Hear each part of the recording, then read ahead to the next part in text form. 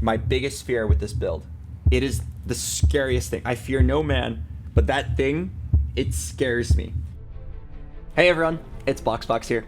Now, we all know TFT is a game of adapting to the meta and finding the strongest S tier builds to carry you to a first place. But what happens when the S tier build you're going for is contested by literally everyone and you just can't hit? With the TFT Gizmos and Gadgets Championship coming up right around the corner, I'm going to showcase some hush-hush, secret, dark tech builds that might get you out of a tough spot. I promise you, they'll create some of the most interesting games in TFT World Championship history. So sit back and follow along, because these are my super top secret builds for the Gizmos and Gadgets World Championship.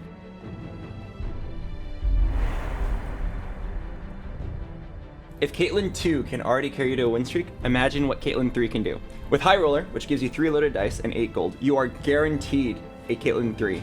So here's the main trick. Caitlyn is one of the few champions in the game that has this property where if you loaded dice her at level 2, you are guaranteed to get only Caitlyn's. Before the round ends, you need to load a dice Caitlyn twice and buy everything. Because once you hit level 3, you'll start getting 2 costs, which means you are not guaranteed to get 5 Caitlyn's anymore. Your ideal endgame is going to just be 2 snipers with clockwork. That's Caitlyn and Jhin. Throw in the Orianna for some support, and then you just throw in 6 bruisers. They just have infinite HP. Your Caitlyn items are going to be very simple. It's always a Shojin, Gwynsus if you have it, QSS if you have it. I actually don't like QSS myself. I would rather have a Trap Claw on her support. Her support can be Ashe, an Orianna, a Jhin, just someone to stand next to her to kind of protect her. For 3-star Shojin Caitlyn, my top 3 augments, obviously High Roller, otherwise you can't even get the Caitlyn in the first place. Sniper's Nest is great to give her scaling into the late game to make sure she absolutely one-shots everything. Featherweights is great to make sure she casts faster. Allows you to go even longer without having to roll, so you can cap out your late game board even harder. And a surprising one here, but actually Binary Airdrop works very well on units like Caitlyn who don't really have a preferred third item. You can just slam a Shojin, maybe a Gwynsus, and just leave the third item up to chance. And then just go ahead and itemize everybody else. Binary gives a lot of value. It is one of the highest value augments in the game if you can play around it. Something important to note about this build is that Caitlyn does fall off. Caitlyn instantly deletes one target away from the game, and she will do it every couple seconds with a Shojin. But as players get more and more units on the board, this becomes less and less effective. Eventually, you're going to have to build a real board. The main purpose of this build is to cheese out a 10 win streak, get a 30, 40 gold lead on all of your opponents, have a bunch of HP, and easily coast into a top 4.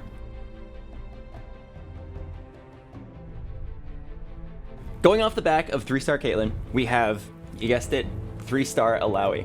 Alright, take High Roller, use 2 loaded dice on her at 2-1, and get an instant 3-star. Save the rest to develop your front line, and enjoy your freest 10 win streak, and pivot to whatever you want late game.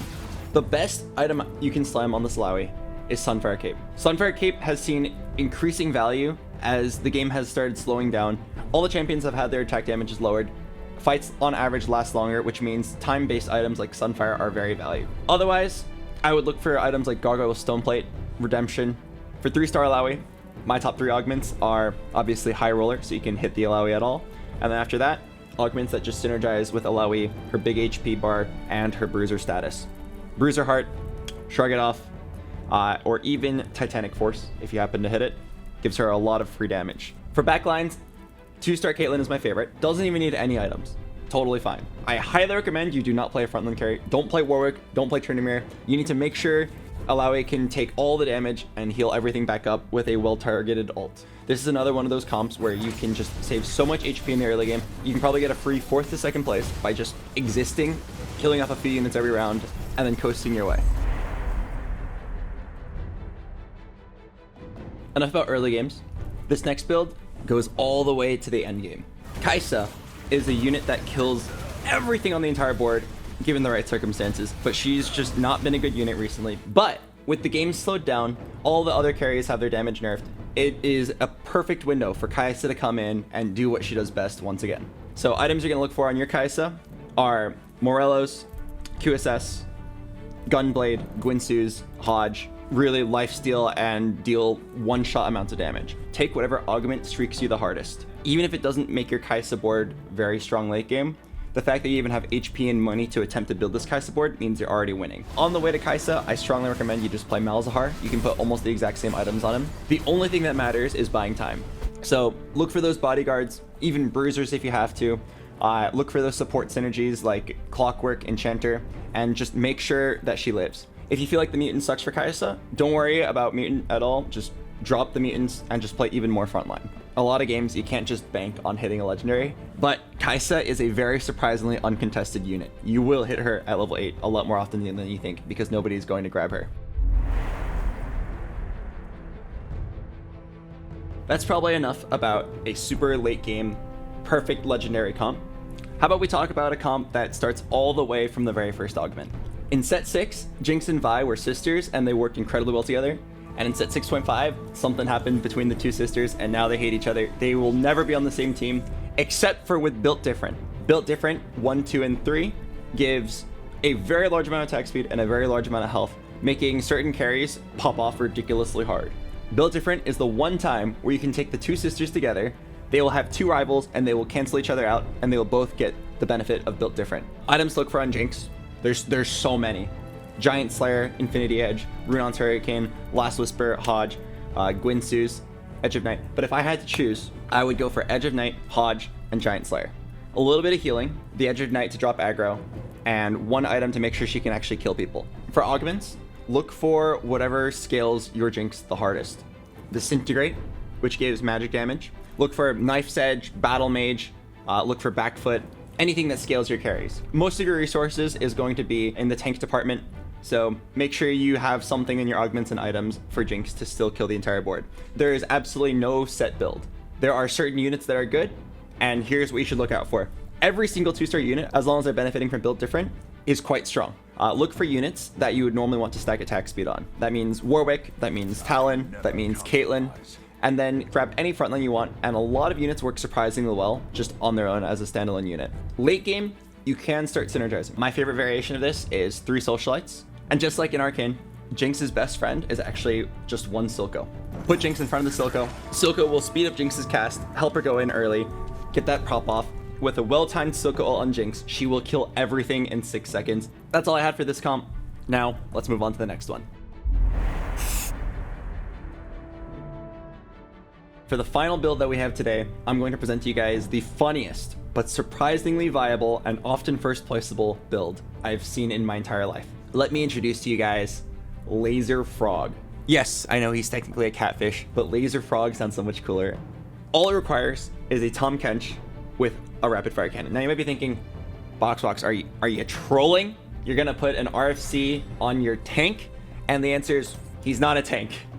He is a ranged carry. Tahm Kench is an infinitely scaling unit where as long as you get him early, he scales infinitely hard. Just like all the other builds. You just build any decent frontline, any decent support units, and watch the Kench print money. Infinite items. Your entire board is going to be itemized. For Laser Frog, my top few augments are Rich Get Richer to help you get there to the late game. This lets you sack the early game, get a lot of money, get carousel priority, maybe get a free Kench on the carousel, and otherwise just hit level 8 with a lot of gold to roll. Mercenary Heart is great. You can just run Mercs, Lose Streak, Cash Out, Scrap Heart or Cybernetic, anything that scales with the amount of items that you have. Absolutely do not take Meditation or Makeshift Armor. Those are terrible. Those will have no value in your comp. A good way to get to this board safely is to play a 2-star Talon. Talon is my absolute favorite early game unit. Why? He's the best user of an RFC early game. Play whatever it takes to get to the late game with enough HP that you can start donkey rolling it down for Kench. It is worth noting that Kench cannot kill the entire board on his own. He is simply an outlet for you to print items and make the rest of your team stronger. So what do you play with him? The answer is anything. In TFT, 5-cost units, legendary units, they are so strong that even if you play them with no synergies, if you have 3 decent items on them, they will pop off. I highly recommend you always feed him AP until you start to feel like he's already one-shotting everything. My biggest fear with this build, Silco, Galio, Alistar. Units that Tahm Kench cannot eat. It is the scariest thing. I fear no man, but that thing, it scares me. Look for a squishy unit with items that you can one-shot, or if you have a lot of AP, go ahead and grab anything. A very funny variation of this build. If you can't get an RFC for Laser Frog, you can do Assassin Frog. Assassin Spat on Kench, just like how I told you about the tanks. You can aim it at their carry, he'll instantly eat them, they're just dead. If you build this correctly, you will literally fill up your entire board full of items. Everyone's gonna have 3 items. You're gonna have items on your bench because you just don't know what to do with it. Slam just whatever, and just make sure you stay alive to reach that tipping point where Tahm Kench can infinitely scale. And that's all for my secret builds ahead of the TFT Gizmos and Gadgets World Championship. Let me know what you think. Do you have a build that you have that gets you out of a tough spot? Don't forget to tune in on April 29th to May 1st as 32 of the world's best tacticians duke it out for the ultimate title. Thanks so much for watching, and I'll see you all next time.